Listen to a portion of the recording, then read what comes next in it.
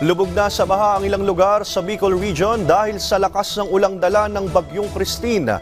Nagmistula ring ilog ang mga kalsada. Agad naman nagkasa ng rescue operation ang Philippine Red Cross. Si Gab Villegas ng PTV sa Balitang Pambansa. Kita sa video ang dahan-dahan na pagtangay ng tubig sa mga bahay sa Libon, Albay.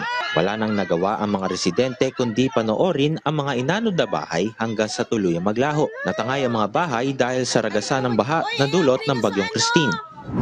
Sa Daet, Camarines Norte naman, makikitang inabot na rin ng baha ang covered court sa barangay Kamambugan. Sinuong ng mga volunteer ng Philippine Red Cross ang rumaragasang baha sa Sorsogon. Itinawid nila ang 20 anyos na babae gamit ang stretcher. Inilikas nila ito dahil kabuanan na ng presidente. Kaagad dinala ang babae sa Sorsogon Provincial Hospital. Malakas na ulan at hangin naman ang sumalubong sa Biliran Island.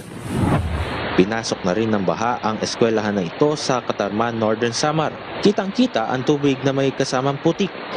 As of 5 p.m. kahapon, halos 3,000 individual na ang apektado ng bagyong Christine. Nagmula yan sa 10 probinsya.